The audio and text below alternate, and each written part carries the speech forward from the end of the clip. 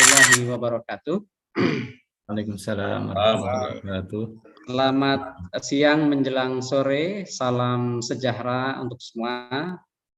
Terima kasih untuk kehadiran Bapak-Bapak pada kesempatan pertama di acara Kopyah Nusantara. Jadi Kopyah Nusantara ini salah satu program talk show online dari Rumah Moderasi Beragama atau Pusat Moderasi Beragama yang berada dalam organisasi LP2M IAIN Manado. Nah, di sini sudah ada Bapak Ketua LP2M, ada Pak Ardianto. Juga ada kapus penelitian dan publikasi Pak Hadirman yang juga bagian dari LP2M.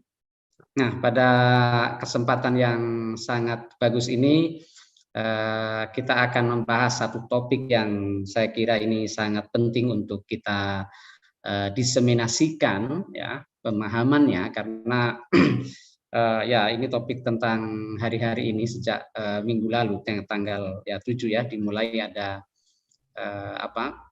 eskalasi konflik kekerasan yang luar biasa di Timur Tengah, terutama di Palestina, di Israel, di mana pada awalnya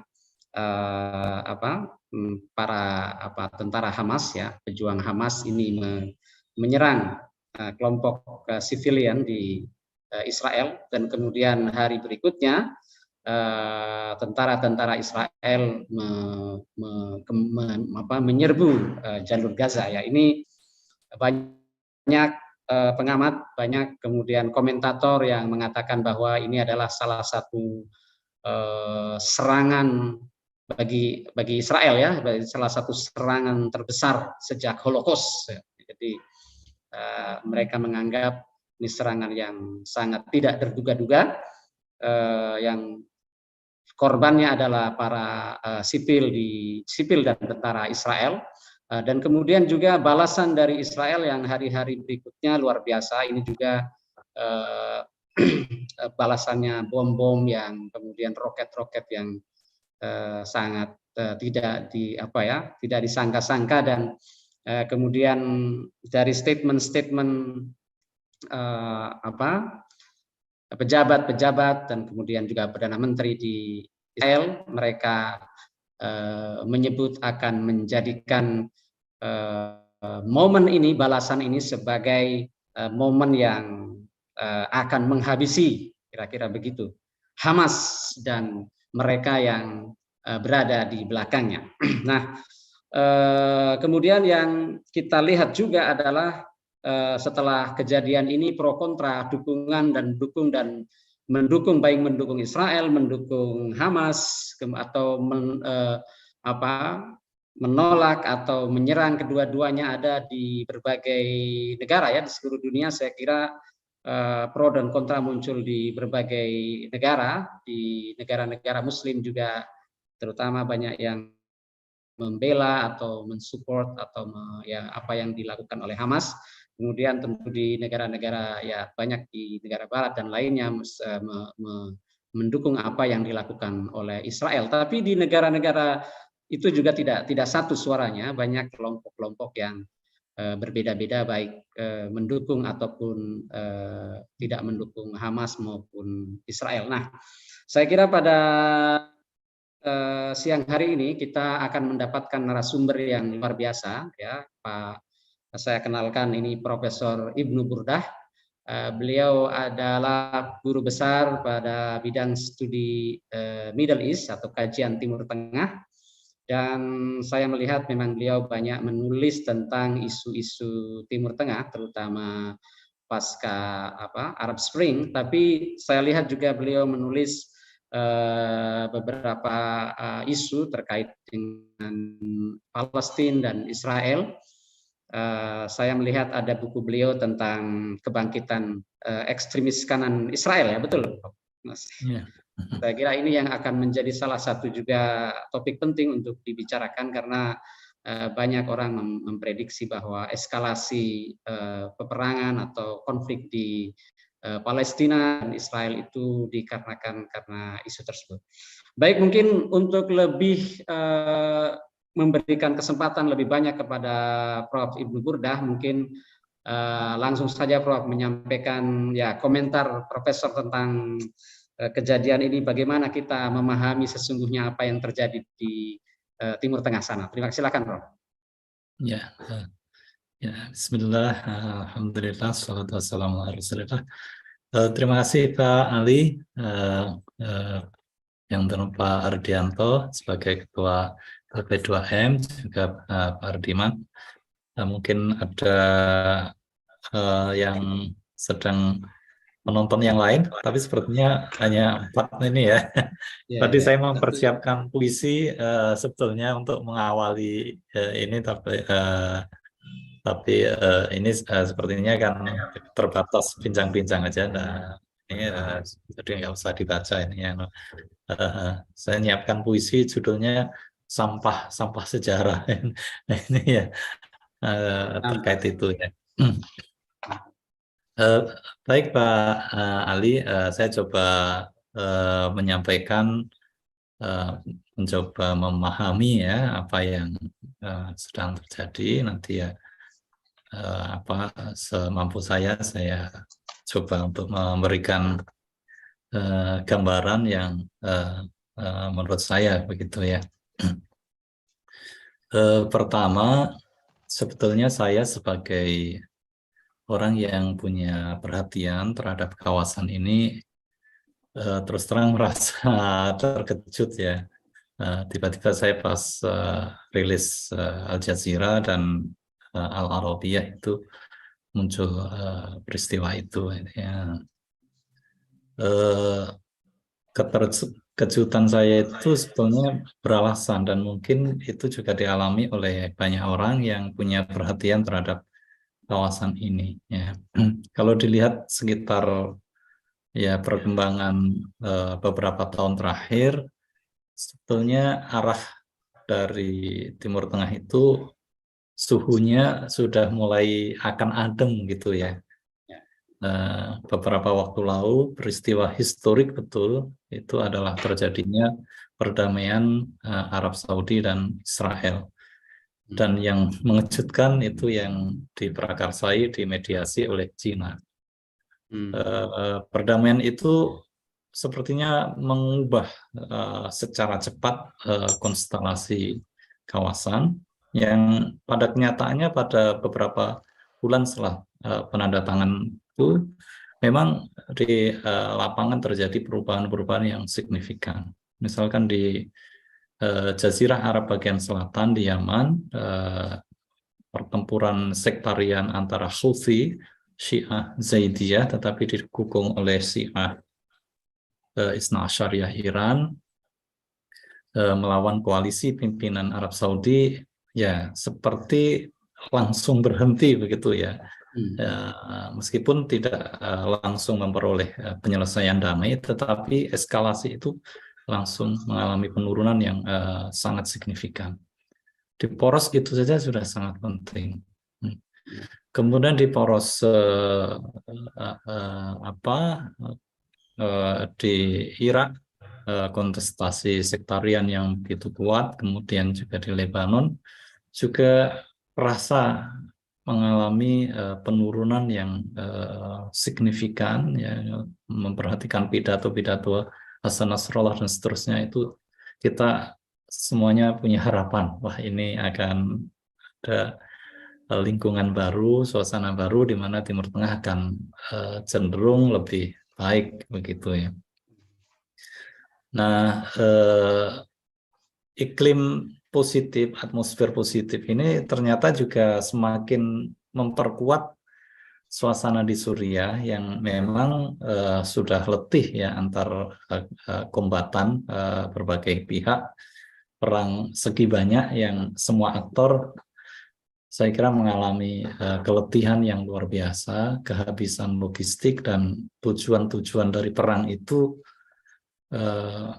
ya dipastikan tidak tercapai. Jadi karena itu mengalami penurunan, dan apa yang terjadi antara Iran Saudi itu kemudian juga mendorong percepatan ya penyelesaian persoalan Suriah itu. Meskipun sampai sekarang belum ada perjanjian damai yang final dan menyeluruh mengenai hasil-hasil perang yang terjadi hampir atau sekitar 1 dekade itu.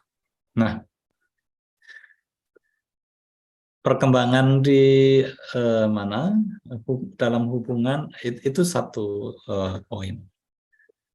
Perkembangan lain, misalnya poros antara Israel dengan negara-negara Arab misalnya, itu dilihat secara umum juga mengarah kepada satu terobosan yang kontroversial. Tetapi bagi Israel itu terobosan yang sangat penting, yakni normalisasi Arab Israel. Sudah ada beberapa negara, Maroko, yang pertama itu Bahrain dan Uni Emirat, kemudian disusul Sudan dan Maroko, dan sepertinya rombongan besar itu hari-hari ini sebetulnya mau diketuk, yakni antara beberapa negara teluk yang lain di luar Arab Saudi dan Bahrain, plus beberapa negara yang dipimpin Saudi akan sepertinya mengumumkan hubungan normal tanda petik dengan Israel. Artinya suasana itu memang sepertinya mengarah ke ini ya, ke suasana yang positif gitu ya. Di landscape nasional Palestina sendiri kalau diperhatikan juga ada perbaikan, meskipun perpecahan atau dualisme pemerintahan antara Gaza dan tepi barat itu berlangsung sangat dalam, tetapi dialog ke arah penyatuan pemerintahan sebetulnya mulai bergerak untuk tahun-tahun belakangan ini. Nah, intinya ada satu atmosfer yang cukup positif yang mengarah kepada harapan-harapan baru terhadap kawasan tersebut.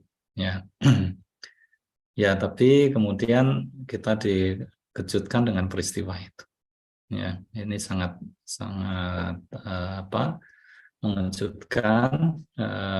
Tidak hanya momentumnya, tapi juga kualitas dan kapasitas ofensif yang dilakukan Hamas. Ya, jelas ada peningkatan sangat signifikan dari kapasitas militer Hamas dan juga kemampuan meracik strategi yang begitu rumit sehingga bisa berhasil katakan menjebol pertahanan tembok.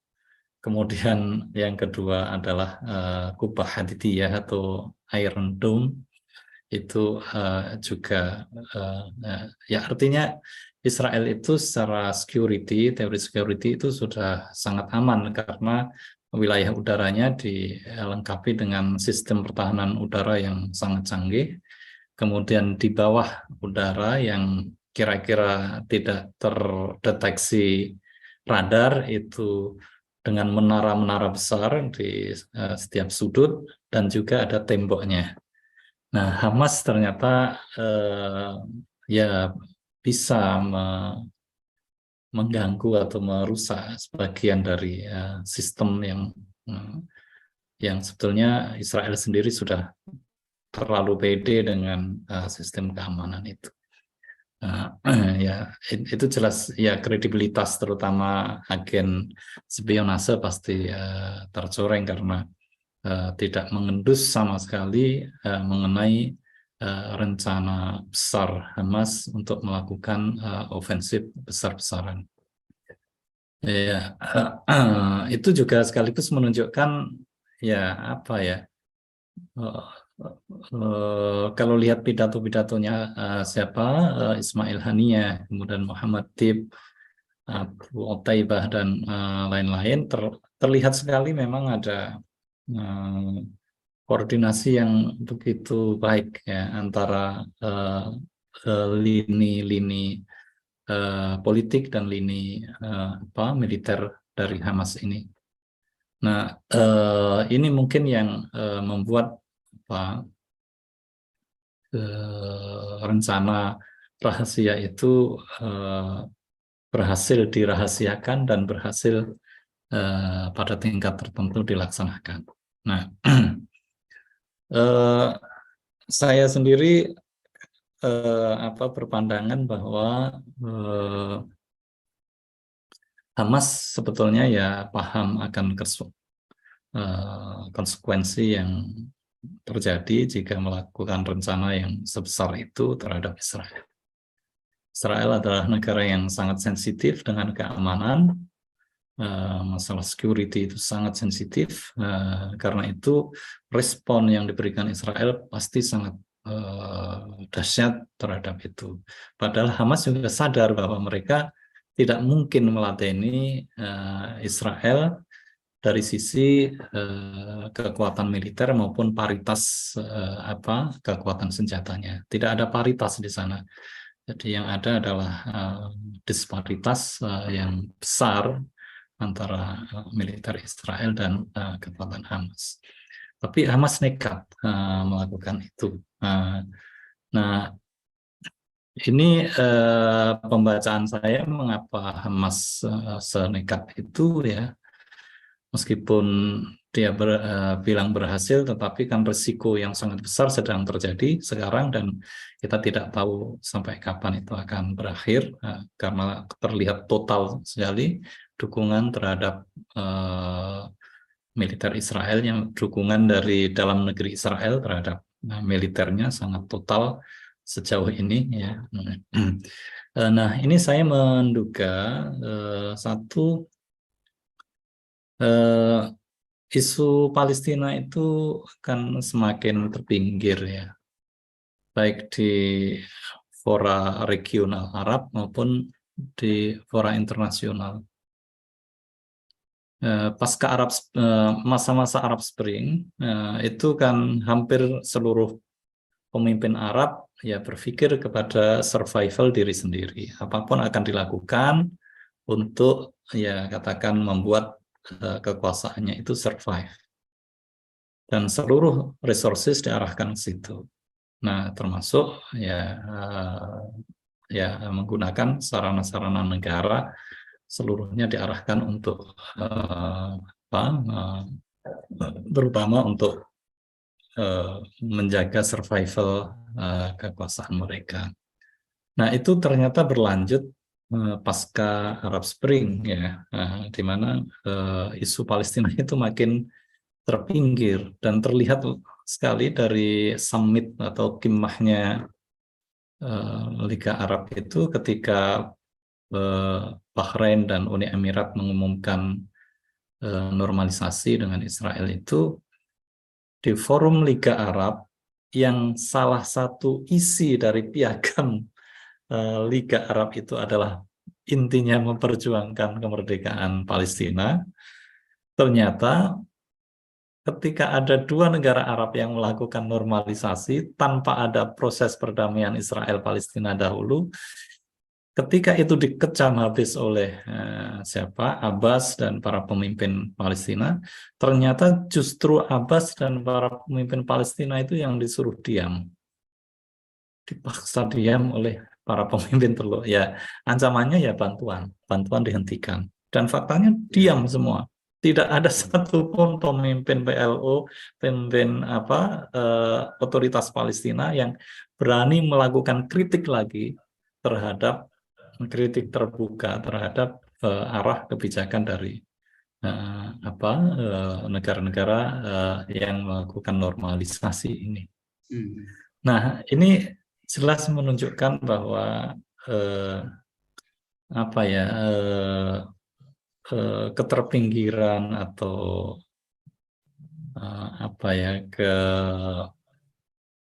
keterpinggiran atau disia-siakan begitu ya oleh orang tua atau kawan-kawannya sendiri, sehingga itu yang membuat karena itu Hamas sepertinya nekat untuk mengambil opsi opsi yang saya kira terlalu nekat lah itu ya untuk melakukan opsi militer semacam. Faktanya sekarang isu Palestina seperti bergerak ke tengah lagi, menjadi center dari pembicaraan diplomatik level internasional maupun regional di dunia Arab dan Timur Tengah. Dan laju dari proses normalisasi itu sepertinya tiba-tiba terkoreksi oleh itu. Beberapa negara sudah menyatakan menghentikan, Saudi juga menyatakan menghentikan proses itu, tapi tidak ada pernyataan penghentian itu sementara atau seterusnya. Sementara negara-negara seperti Bahrain, Sudan, Maroko, kemudian Uni Emirat memperoleh tekanan yang luar biasa dari dalam negeri, dari beban politik domestik akibat normalisasi itu dengan munculnya gerakan Hamas ini menjadi sangat besar di tangan para pendukung ini ya. Terus yang kedua, kepentingan yang lain di luar itu yang sebagai top ini ya isu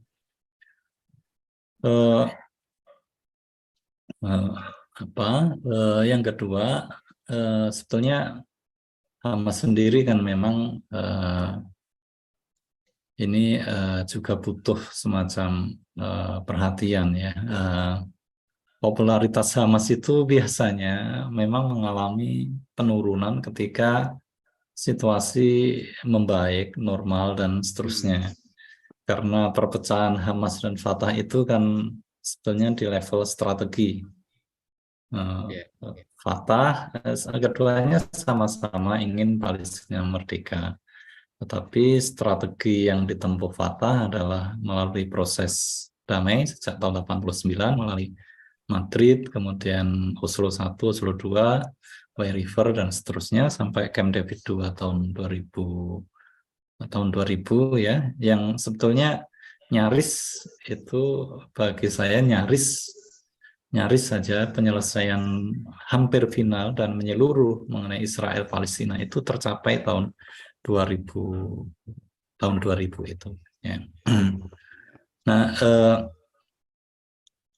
jadi daya tawar Hamas itu memang di proses perlawanan. Ketika proses perdamaian berjalan, kemudian menghasilkan sesuatu yang konkret, yang nyata, dan berdampak luas terhadap kehidupan masyarakat Palestina, kecenderungannya popularitas Hamas akan drastis turun ya. Tetapi ketika perundingan itu macet, kemudian pilihan strategi itu adalah pilihan senjata, kemudian Hamas juga melakukan itu, ada kecenderungan popularitas dia akan naik karena dia memang memilih strategi perjuangan senjata. Ya, kritik saya ke Hamas itu ya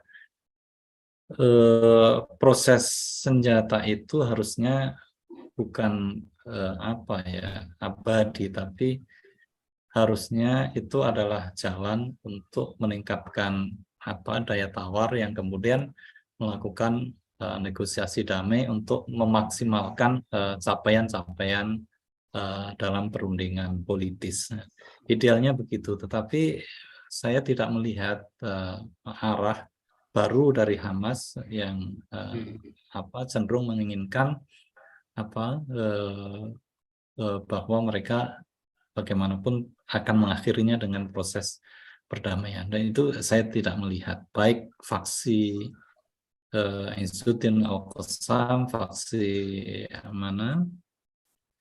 Ismail Haniyah di Gaza, maupun yang faksi Hamas tanda petik Hamas itu yang di luar Palestina, pimpinan Khalid Mish'al, itu sama-sama tidak terlihat arah moderasi kelompok ini dalam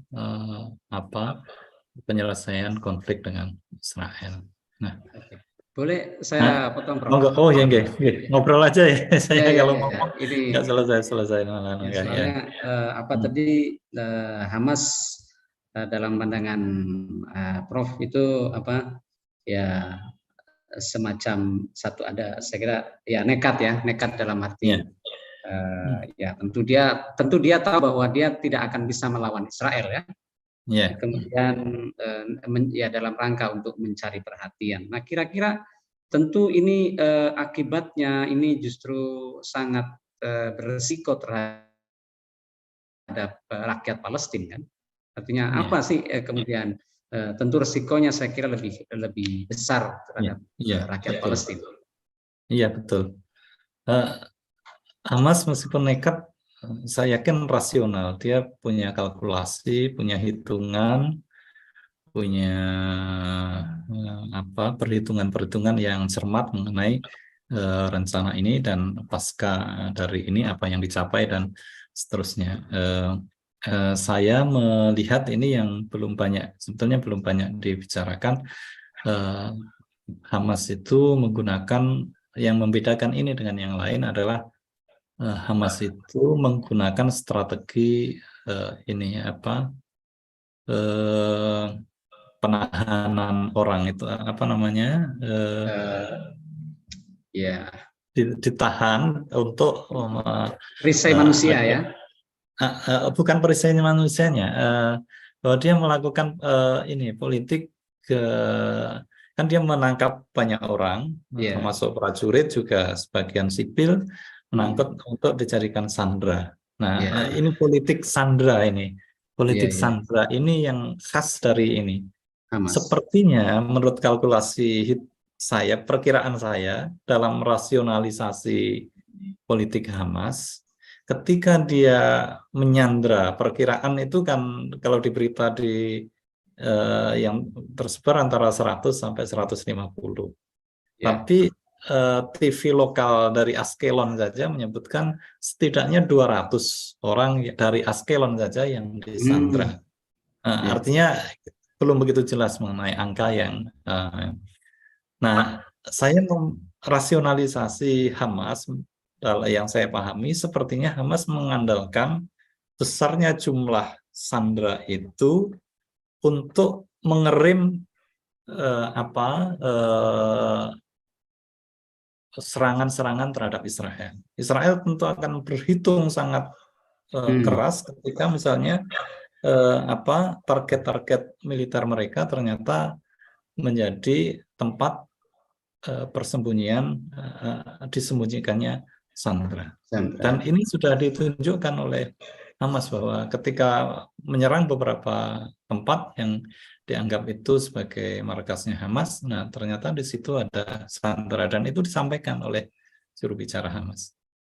Nah, sepertinya itu logika yang sedang berjalan. Tetapi saya juga yakin seperti pertanyaannya Pak Ali, Hamas sadar bahwa akan terjadi katastrofik,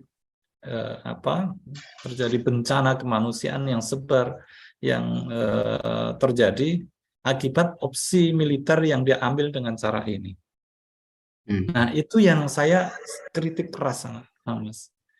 Tidak peduli dengan korban kemanusiaan. Saya tidak peduli atau apa bahasanya, tetapi dia seperti menganggap bahwa nyawa itu sepertinya kok posisinya lebih bawah daripada tujuan-tujuan agung yang dia punya gitu. Jadi termasuk nyawa orang Israel, sipil Israel, nyawa orang Palestina. Ya, kalau kombatan kan resikonya mati, itu silahkan. Tetapi sipil yang dia memang tidak ingin perang, hanya ingin hidup normal, itu kan kalau mereka menjadi korban kan satu yang salah ya. Ya, tapi mohon maaf, Prof. Ada pendapat begini, kadang-kadang saya lihat di media sosial itu kan Hamas ini kan ibaratnya bagian dari orang Palestina yang memang sangat tidak berdaya, dan ketika orang tidak berdaya ya Iya. nggak ada hal yang lain yang bisa dilakukan kecuali dengan melawan. Gitu. Jadi berunding pun selama ini tidak berguna, dan selalu Palestina Iya.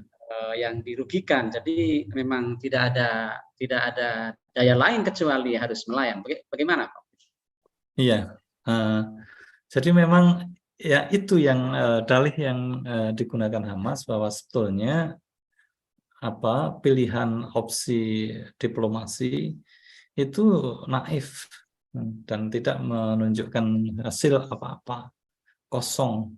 Dan mereka sangat yakin bahwa diplomasi itu akan gagal, tidak akan mengantarkan kepada tujuan apapun. Karena itu mereka sangat yakin dan meletakkan keyakinan itu sebagai sentral ideologis mereka, yakni ideologi perlawanan. Ya, perlawanan itu maksudnya perlawanan yang tidak menggunakan diplomasi, tapi perlawanan senjata menjadi opsi. Nah, posisi Palestina secara umum kan memang sangat lemah ya dari aspek apapun ya, dari aspek apapun itu, ekonomi, militer, persenjataan dan lain sebagainya sangat lemah. Tetapi jangan anggap juga bahwa Israel itu tidak butuh perdamaian. Israel itu meletakkan perdamaian sebagai top prioritas di bawah security, di bawah keamanan. Jadi perdamaian adalah national interest Israel yang sangat tinggi, yang sangat penting. Dan sebagian besar faksi, kecuali yang sangat kanan, seperti kelompoknya Ben Gvir dan seterusnya, itu secara umum meletakkan perdamaian dengan Palestina, perdamaian dengan Arab, itu sebagai kepentingan strategis Israel. Ya, itu. Nah, cuma di dalam negeri Israel kan memang terjadi pergeseran pandangan, baik di level masyarakat maupun yang tercermin dalam hasil-hasil pemilu, yang ada kecenderungan yang belakangan itu memang makin ke kanan. Kelompok-kelompok yang politik yang dulunya berbasis kibus, yang berbasis pekerja, yang berbasis buruh, partai buruh dulu ya, yang dikenal dengan doktrinnya yang lebih davis terhadap isu-isu Arab Palestina, itu kan memang makin terpinggir dan sepertinya sudah nggak ada suaranya, itu partai itu kecil sekali ya suara partai-partai buruh itu. Sementara partai kanan itu terus beranak pinak, yang dari Likud itu, yang bahasanya Likud, orang kota yang nggak begitu kenal dengan asimilasi, akulturasi dengan Arab, itu justru yang berkembang dan besar di dalam landscape politik di Israel saat ini. Jadi memang di dalam negeri Israel sendiri ada arah yang kurang menyenangkan mengenai itu ya. Kuatnya ekstrem kanan. Ya, menguatnya meskipun itu tidak mayoritas, tetapi ketika sistem parlementer kan, dan semua partai tidak ada yang bisa membuat pemerintahan di atas 60+1 dengan satu atau bahkan dua partai pun sangat sulit membentuk itu, maka partai-partai yang punya kekuatan hanya 5 suara, 6 suara, bahkan 3 suara itu menjadi sangat signifikan dan kadang justru menentukan. Jadi kalau begitu ada dua ini ya, ada ya di satu sisi saya belum tahu gimana tadi Hamas di posisi dalam kelompok-kelompok di Palestina sendiri sekarang bagaimana. Sepertinya dengan yang sekarang ini ya Hamas lakukan, kemudian di sisi yang lain di Israel kelompok ortodoks itu ya, yang dalam arti secara politik ekstrim kanan Yahudi yang sangat nasionalis, sepertinya semakin mempersempit kemungkinan arah perdamaian, begitu atau bagaimana? Iya, jadi ada atmosfer baru yang saya sampaikan, ada lingkungan baru yang makin pragmatis dalam politik Oke. di level regional tadi yang saya katakan Saudi, Iran, kemudian Israel, Arab, ada arah yang makin pragmatis yang kira-kira pokoknya kerjasama itulah yang kira-kira akan memberi kemakmuran bersama dan lain sebagainya. Ada arah itu satu sisi, tapi di lingkungan dalam negeri Israel ada arah sepertinya yang berkembang itu adalah ideologi yang saya sebut dengan, atau bukan saya yang menyebut ya, itu ideolog, salah satu ideolog dalam Zionisme itu ada namanya Vladimir Jabotinsky dengan ideologi Iron Wall. Iron Wall. Iron Wall itu yang perlu dikembangkan apa? Security first. Pokoknya keamanan dulu. Israel harus membangun satu, dalam prinsip itu Israel harus membangun satu kekuatan pertahanan keamanan yang tidak mungkin ditembus oleh kekuatan Arab dan Palestina, dan setelah itu kita ignore terhadap persoalan-persoalan Palestina. Jadi logika Iron Wall itu berpengaruh sangat kuat di masyarakat Israel, di kalangan politisi dan militer, bahwa cara melihat Arab itu ya sudah kita cuek saja, yang penting kekuatan dikembangkan. Nah, ini menurut saya salah satu titik yang membuat proses perdamaian tidak mudah juga, ya. Yang tidak mudah juga adalah faktor domestik Israel yang cenderung mengarah ke kanan. Meskipun gerakan-gerakan perdamaian itu di kalangan masyarakat sipil juga sangat kuat, demonstrasi menuntut adanya penyelesaian yang konkret masalah Palestina itu juga sering kita dengar ya. Nah, tetapi secara umum memang ada kecenderungan mengarah ke situ.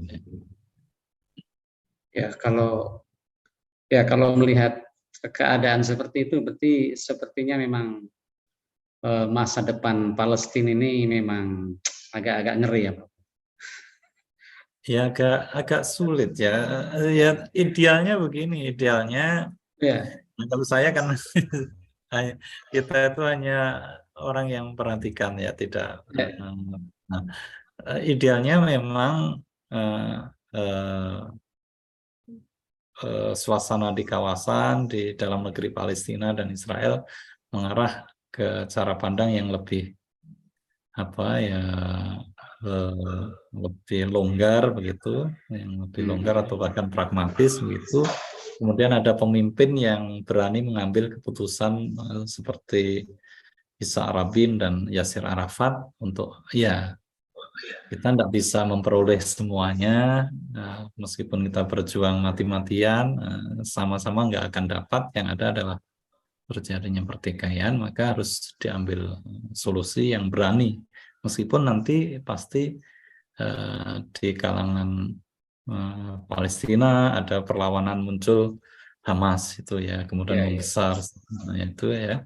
Kemudian ada jihad Islami juga di Israel, juga kita tahu ya, setelah Rabin mengumumkan Oslo I, kemudian itu perjanjian itu historik sekali dan membuat dia dan Arafat memperoleh Nobel Perdamaian. Beberapa hari kemudian dia menyampaikan pidato keberhasilan itu di tengah khalayak ramai, kemudian dia disikat oleh kelompok pemuda dari Partai KAK kalau biru, yang kemudian ya mati dia. Nah, sejak itu kan kemudian tertatih maksudnya ya. Perjalanan sebetulnya kan itu sudah ada penyelesaian konkret yang tercapai ya, Oslo I, Oslo II itu. Misalnya masalah wilayah itu Palestina itu dibagi 3, A, B, dan C. yang wilayah A itu otoritas Palestina sepenuhnya, baik militer maupun sipil. Otoritas B itu lebih mungkin pedesaan-pedesaan itu keamanan berada di tangan Israel, tapi persoalan sipilnya, administratif ada di tangan pemerintah otoritas Palestina. Yang C itu baru miliknya Israel. Nah, ini secara bertahap akan memperlihatkan itu bahwa Israel itu sebetulnya mau sepertinya memberikan satu tawaran yang besar, tetapi dia ingin memastikan bahwa kelahiran Palestina itu tidak menjadi sumber ancaman bagi eksistensinya. Nah, kelihatan sekali dari perjanjian itu kan yang sangat dipentingkan dia adalah keamanan. Nah, ya idealnya begitu. Israel mau bersikap adil, kemudian Palestina mau berdamai. Karena kepentingannya beda-beda. Kalau Palestina menginginkan keadilan, Israel menginginkan perdamaian. Nah,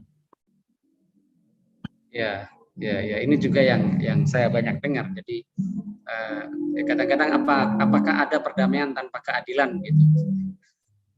Artinya itu yang nah selalu itulah yang selalu apakah mungkin jadi perdamaian kadang-kadang menjadi narasi dari kelompok yang besar kan, sementara yang kecil kadang-kadang kita yang tidak ada berada di sana kita tidak merasakan. Atau bagaimana pendapat Rob?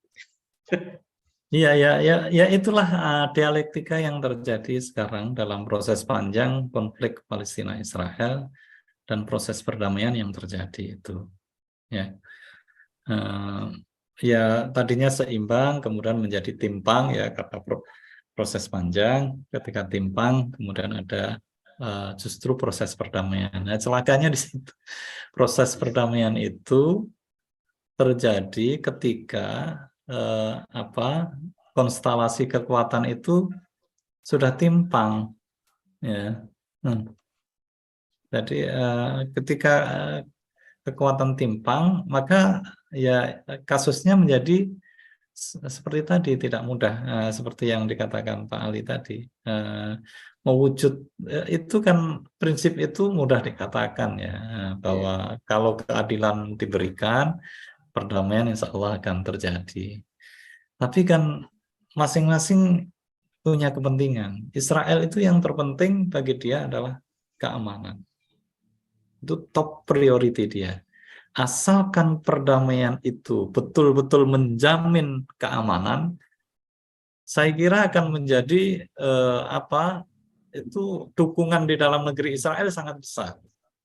Debat di dalam Knesset maupun di dalam public opinion Israel itu kan berkisar mengenai apakah langkah perdamaian itu produktif untuk jaminan keamanan Israel.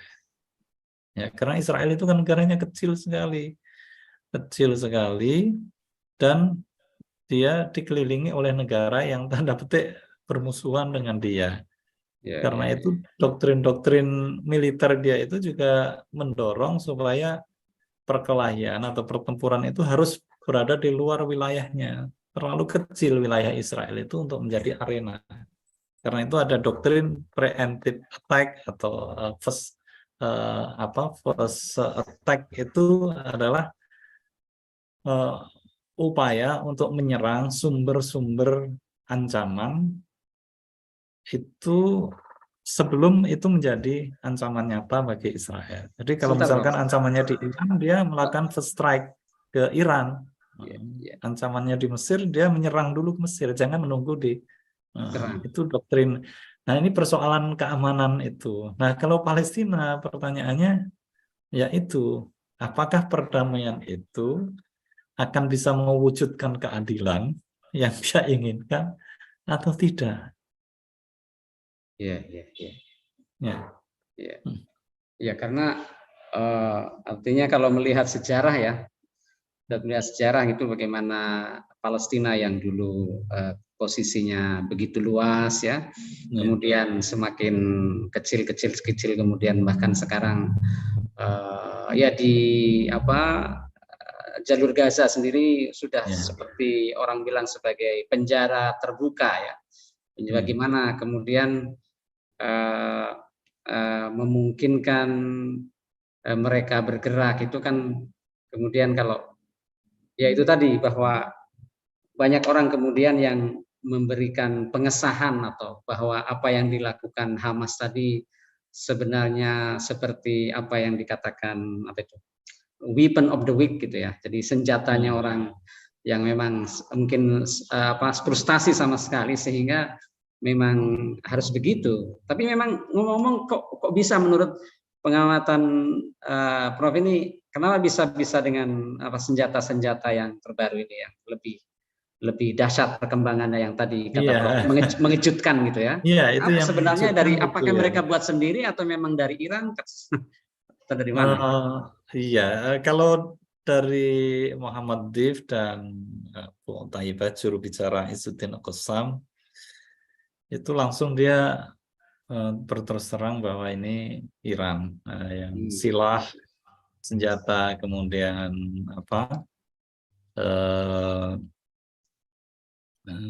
senjata, keuangan dan teknis itu Iran. Nah, tapi itu kemudian itu kan pernyataan itu kan agak belakangan ya. Dia merasa berhasil, euforia gitu dengan rencana serangan itu dan berhasil, dan dia kayak merayakan begitu dengan menyampaikan itu salah satunya terima kasih yang tidak terhingga untuk Iran. Nah, tapi itu kemudian bukan dibantah, tapi seperti dikoreksi gitu oleh Ismail Haniyeh yang kemudian juga berpidato bahwa itu adalah murni Palestina. Ya cuma rasionalisasinya agak sulit juga, membayangkan bagaimana wong di blokade laut, darat, udara bisa mendapatkan bahan aja, saya bayangkan sudah sangat sulit kalau tidak kekuatan yang luar biasa untuk memasukkan itu ke Gaza ya, memasukkan bahan-bahan senjata itu ke Gaza, andaikan itu ini ya. Tetapi memang harus diakui bahwa SDM Gaza itu kan tipe-tipe seperti Ikhwan itu ya, namanya itu pengikut aktivis di Gaza itu kebanyakan orang-orang profesional, yang dosen itu banyak ya, doktor, bahkan konon profesor, saya juga enggak tahu persis ya, tapi sering disebut itu ya, dosen, kemudian dokter, para insinyur. Nah, itu yang hidupnya justru sudah sangat mapan kalau dia misalnya kerja di negara-negara tertentu atau mana sudah sangat mapan, tapi dia memilih untuk di jalan itu. Nah, itu kan ya ideologis, artinya bahwa keanggotaan Hamas itu banyak yang memang ideologis begitu, yang memang berniat untuk tadi apa ya pertanyaannya, lupa saya. Maafin ya itu sering. apakah mungkin itu tadi, apakah dari sendiri apa senjata itu Oh dari ya. ya Itu tadi sudah dijawab sih. kita tidak bisa memastikan sih ya, cuma yang beredar begitu. Saya kan hanya bisa ini ya, mendengarkan dari media saja, tapi betul. saya berusaha media itu serepresentatif mungkin ya, dari dalam negeri Israel itu saya dengar beberapa TV, kemudian dari yang mendukung Iran, yang mendukung Hamas seperti Al Jazeera itu ya saya contoh, kemudian Press TV atau Al Alam, itu Kalau saya maaf Rob, kalau Hamas itu seberapa besar sih dia kekuatannya di Palestina itu, apakah seperti NU di sini atau ke Muhammadiyah atau iya sebesar apa dia? Apa ya anunya, mungkin eh, kan kalau pemilu memang pernah menang ya. Iya, iya, 60% itu pernah tahun 2006 yang kemudian menyebabkan dualisme tepi barat dan Gaza itu. Ya, itu memang pernah menang, tetapi itu sudah diprediksi oleh banyak pengamat karena tahun itu adalah tahun rentetan kegagalan-kegagalan proses perdamaian dan kemudian meninggalnya Arafat yang kemudian proses transisi menuju Abbas itu tidak sekuat ketokohannya siapa Arafat meskipun iya, iya, menentang siapa Hamas itu dengan proses perdamaian, tapi mereka tidak berani head to head dengan Arafat ya. Mereka respect, tetap respect. Beda dengan ini Mahmud Abbas ini mereka kurang sangat respect. ringan berhadapan dengan secara mental mereka agak lebih pede gitu berhadapan dengan itu. Nah, saat itu memang diprediksi menang telak, menang 60% dan itu betul terjadi kan terbentuk itu pemerintahan. Nah, itu kalau popularitasnya ya, popularitas tapi itu kan pasang surut ya, pasang surut dan tidak ada pemilu lagi selain itu yang melibatkan Hamas sebagai salah satu kontestan yang ini yang jelas gitu ya namanya. Jadi gambarannya memang ya pengikut Hamas itu di Gaza, menguasai Gaza, pemerintahan Gaza, meskipun dia berbagi dengan jihad Islami di wilayah itu, tapi secara umum penguasa Gaza adalah Hamas ya, siapa? Hamas, Hamas, kemudian penguasa Fatah ada di tepi barat, West Bank, ya, West ya Bank. di West Bank ya, di tepi baratnya Sungai Yordan ya. Kalau timurnya Yordan, baratnya. Tapi dua wilayah ini memang terpisah ya oleh Israel. Jadi memang tidak ada jalan yang mengkoneksikan ini yang membuat penyatuan Palestina itu lebih natural gitu ya anunya Iya, iya. prosesnya. Iya. Oh ini yang mungkin yang penting lagi, Prof. Ini kan kemudian yang terjadi kita lihat memang ada saling dukung, ada saling tidak mendukung, kemudian saling mencela gitu ya. Ya, saya kira pemerintah Indonesia sudah lewat Pak Jokowi sudah menyampaikan juga seruannya, kemudian Nahdlatul Ulama saya lihat juga sudah memberikan seruannya ya. Saya belum dengar yang dari Ya NU. sudah, makanya saya kepingin di Nahdlatul Ulama itu memang dia tidak sebut soal Hamas, tidak disebut soal, tapi memang secara tersirat menyampaikan bahwa kelompok kira-kira ya menyatakan kelompok ya adalah secara tersirat ya.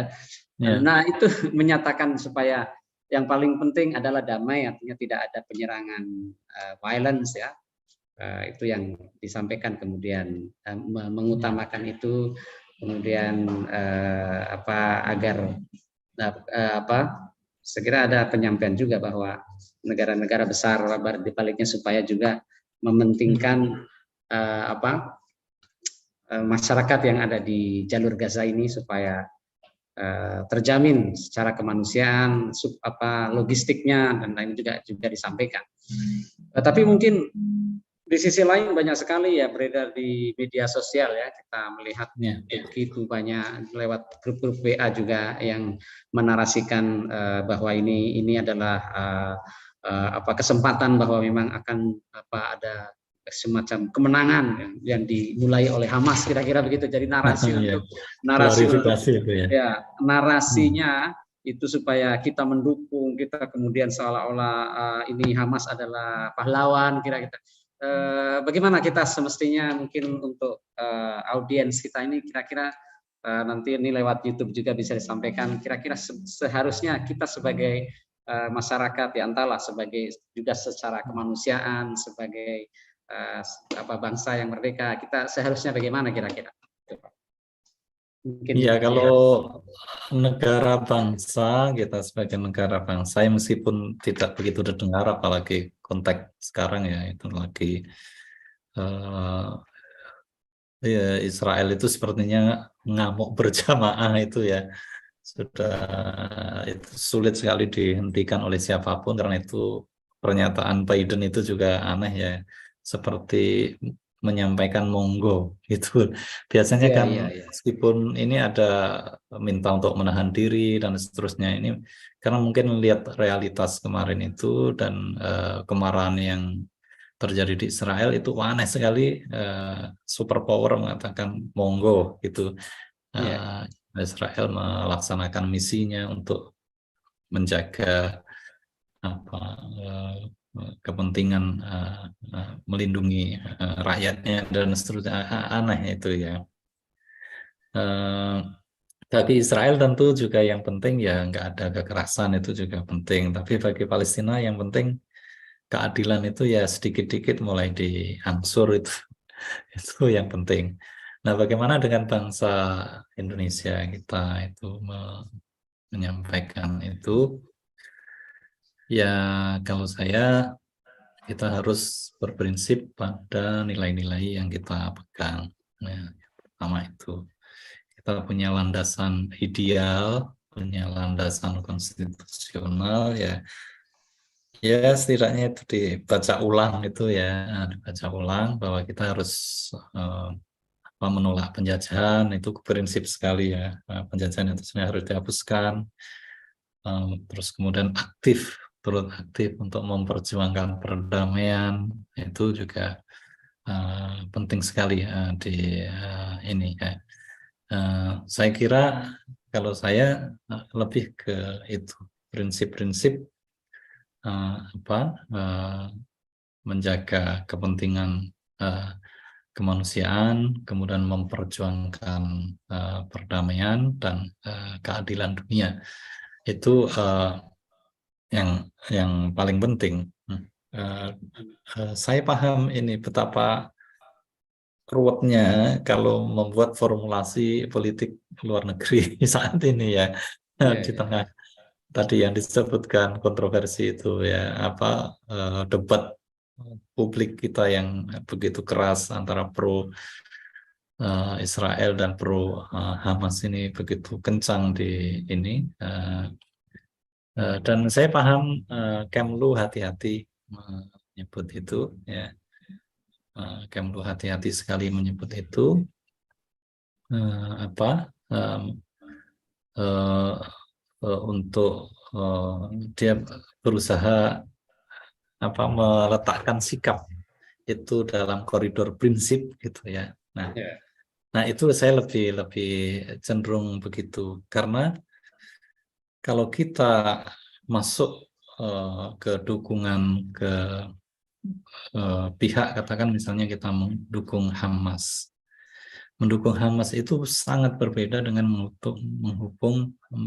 mendukung Palestina. Bisa jadi sangat berbeda, bisa jadi pada satu saat yang lain bisa sama. Tetapi ini harus kita bedakan.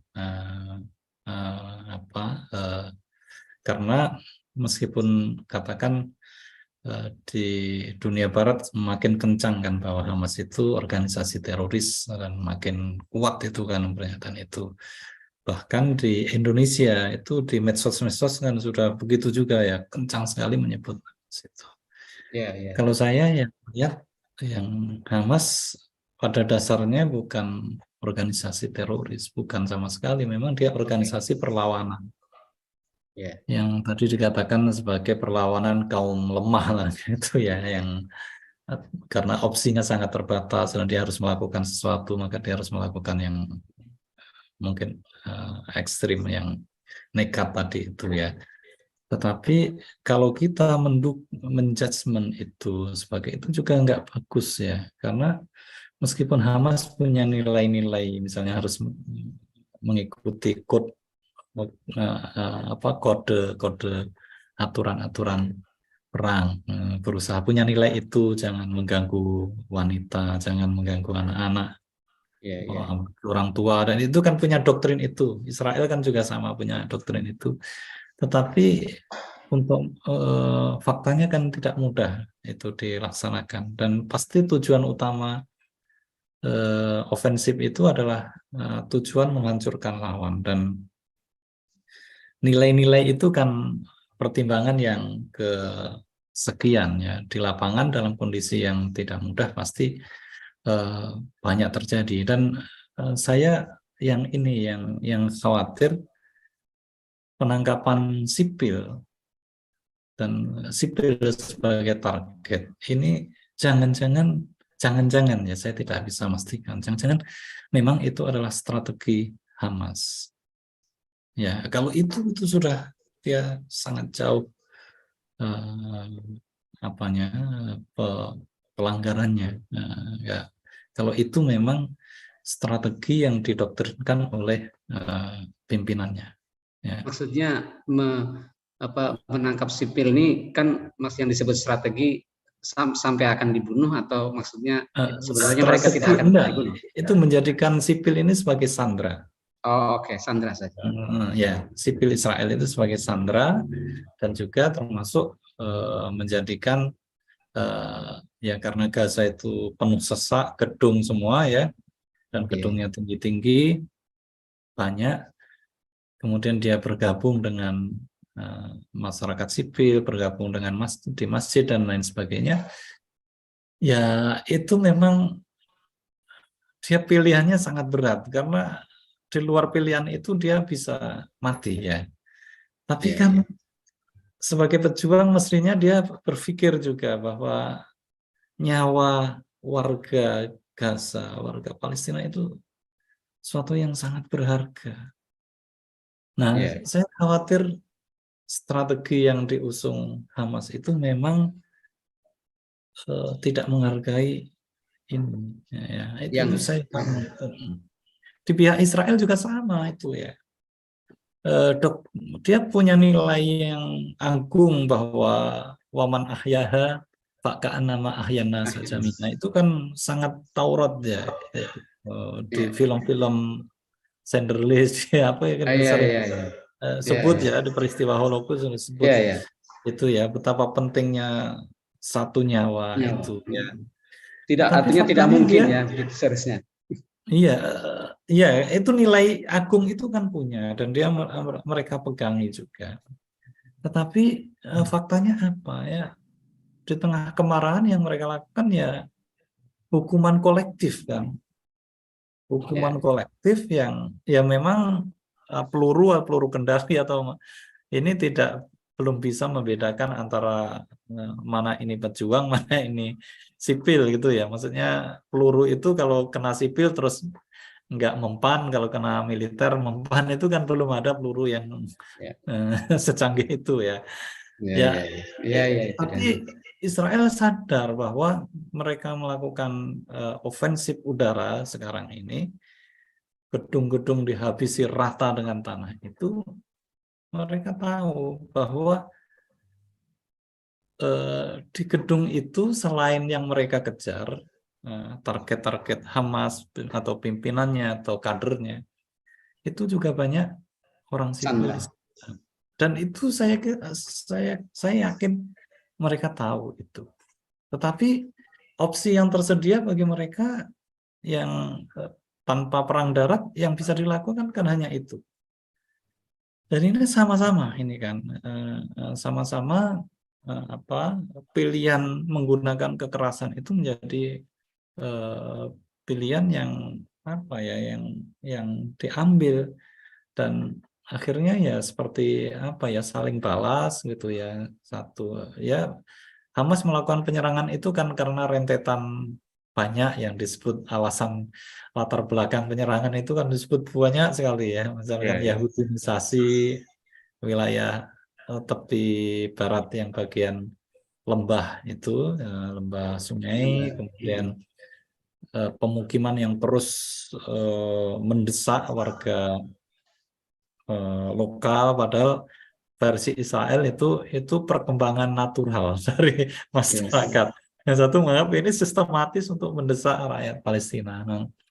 Nah, ini kemudian dibalas dengan aksi itu oleh Hamas, ya, dan juga termasuk kekerasan terhadap anak muda, orang tua di Aqsa atau pelanggaran apa yang kemudian terjadi violence itu yang kemudian direspon dengan kekerasan ini. Kekerasan ini direspon oleh Israel gitu. Nanti ini kan saling balas begitu ya. Ini kan sudah menghujani mana wilayah-wilayah Israel dengan Ya. roket lagi sekarang ini. Kayaknya ini akan lama atau tidak, Pak? Kalau kebiasaannya, saya agak bisa memastikan itu paling lama 40 hari. Logika-logika perang yang sebelumnya itu sekitar Ya, 30, 34. Kemudian yang terakhir itu 11 hari karena tekanan kuat dari Amerika Serikat untuk ke Israel. Dan itu dianggap diplomasi yang berhasil dari Biden ya untuk mendorong Israel untuk. Cuma ini agak beda itu ya, dengan biasanya itu. Biasanya untuk berangkat perang itu ada debatnya dulu gitu ya, ya. ya. Ada debat, ada pro kontra di dalam negeri, ada ini. Ini padahal masyarakat Israel itu sedang terpecah, luar biasa terpecahnya, terutama kasus Bibi Netanyahu ya, Ya, karena ya. dia mendukung revisi undang-undang yang ini ya tentang imunitas perdana menteri. Itu kan pembentukan pemerintah juga mengalami dalam berapa 2 tahun itu ganti berapa kali pemerintahan ya, itu pemilu berulang-ulang itu ya, meskipun mereka ya tidak ada guncangan berarti di masyarakat karena sudah sangat kuat ya tradisi demokrasinya. Tapi untuk kali ini pengambilan keputusan untuk menyatakan perang itu perang panjang, perang total itu hampir tidak ada kontroversi, hampir tidak ada oposisi. Semuanya sepakat ya.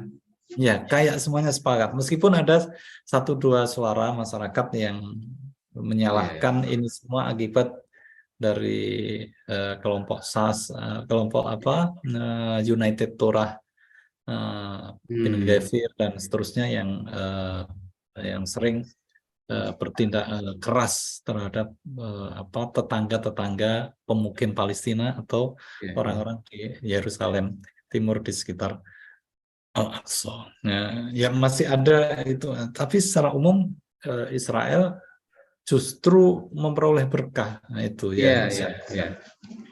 Terutama Netanyahu. Netanyahu ini senang sekali dia kayaknya itu dia harusnya siap-siap masuk penjara. Ada kesempatan ya seperti tiba-tiba dia jadi powerful, memimpin negara dan bangsa lagi, dan ya saya kira Netanyahu yang paling beruntung dengan ini.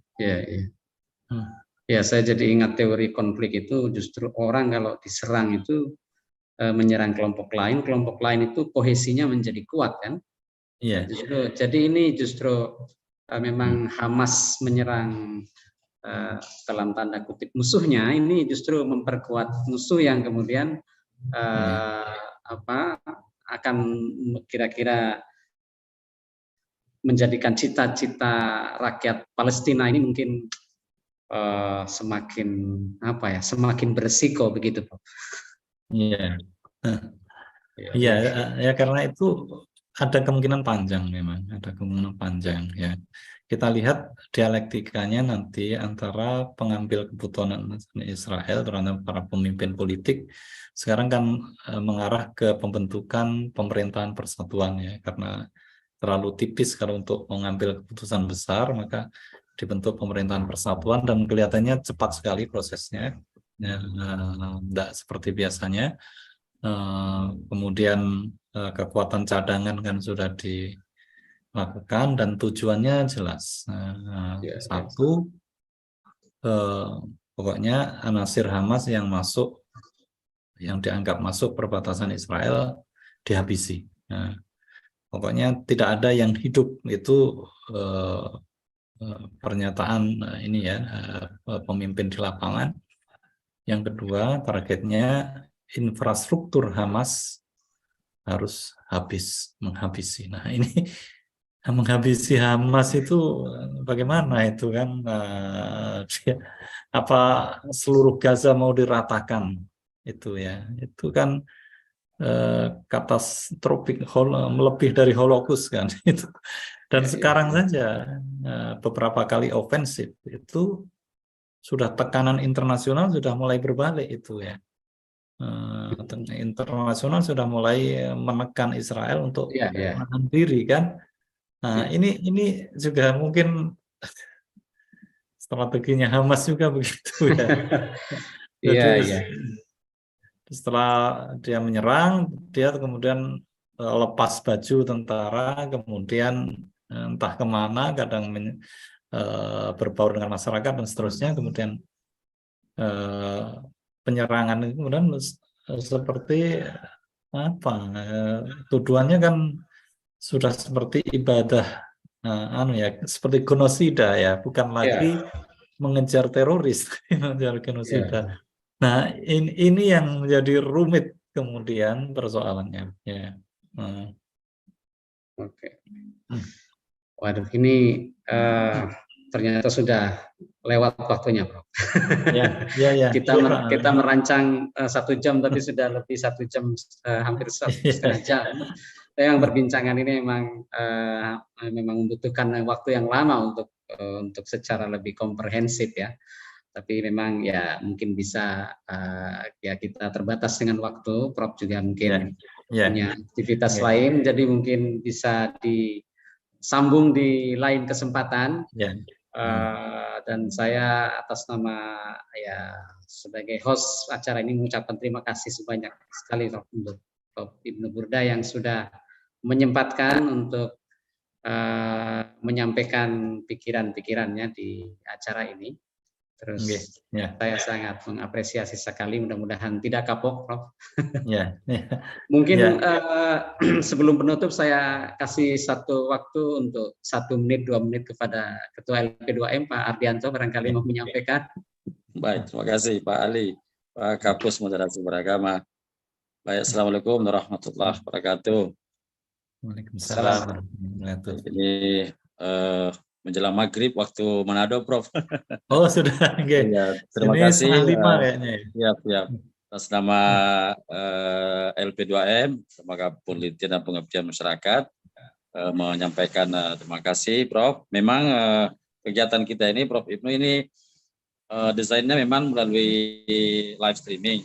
Ya, jadi ini juga disaksikan mungkin oleh para audiens melalui YouTube ya, melalui YouTube. Mudah-mudahan nanti kita punya waktu bisa bertandang juga ke Manado untuk melihat kampus kami, terutama pusat moderasi beragama ini juga mengembangkan rumah moderasi beragama yang saat ini ada di LP2M. Dan tentu bersama Ketua LP2M menyampaikan terima kasih dan apresiasi atas kesediaan Prof berbagi sharing ilmu. Kepingin bertanya tapi memang betul waktunya sangat terbatas. Mudah-mudahan di lain kesempatan topik ini kita bisa bahas dengan melibatkan partisipan secara Zoom meeting secara luas ke seluruh komponen, sehingga orang bisa memiliki wawasan dan pandangan terhadap apa fenomena yang terjadi di Timur Tengah, terutama terkait dengan Palestina dan Israel. Terima kasih Pak Ali Amin, terima kasih banyak. Waktu kita saya kira tidak terasa, sudah lebih dari 1 jam.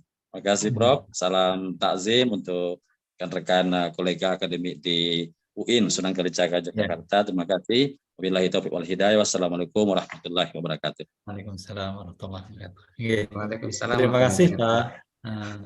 Siap, Pak Ardianto, Pak Ali Amin dan juga Pak Ardiman. Bagaimana mungkin kita sudah kita cukupkan dulu, Prof ya. Terima kasih. Siap. Baik. Ya, baik, kalau gitu kita tutup dengan sama-sama baca alhamdulillah. Alhamdulillah. Assalamualaikum warahmatullahi wabarakatuh. Waalaikumsalam.